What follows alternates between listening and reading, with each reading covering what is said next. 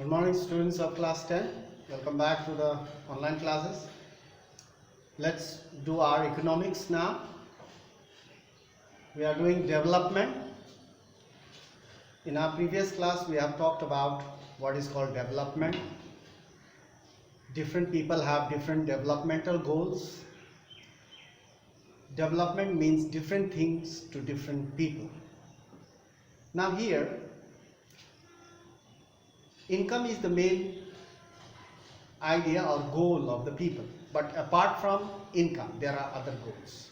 So if their goals are fulfilled, then they think of development. So now we'll talk about this. There are altogether 4 points over here, and there are other things. So now first, how to compare different countries or states. State means not we are talking about the Indian states. States also, countries are also called states. So now here, how to compare different countries or states. Different states means different countries. How to compare? Some of the countries are developed countries, some are developing countries, some are underdeveloped countries. So how to compare these countries? What criteria should be followed apart from income? First we'll talk about income. So income, the more income means more of everything you can have. More of everything. So according to the World Development Report of 2006, World Development Report of 2006 brought out by the World Bank, this criteria is used to classify countries. So first criteria is the income. So income of a country divided by the people, population, you will get per capita income or average income. So first we'll compare the countries with per capita income, or you can say average income. So according to the World Bank, the report of the World Development Report taken out by the World Bank, brought out by World Bank, according to that, the per capita income, per capita means average income, don't get confused of average income, per capita income, so it's the same thing. The per capita income of rupees 4,53,000, 4,53,000 per year and above, 4,53,000 and above in 2004 are called rich countries. Means the goods and services produced in a country, if it is divided by the number of people or the population, that will give us the idea of per capita income. So if it is 4,53,000 per head, per person, if it is then or above, then that country is considered as developed countries. Now second, those countries with per capita income of rupees 37,000, income of rupees 37,000 or less are called low income countries. Here it is above, here it is less, 37,000 and or less per year are called low income countries, developing countries. India comes in the number 4. India comes in the category of low income countries. Low income, yeah, developing, yeah, underdeveloped, just developing.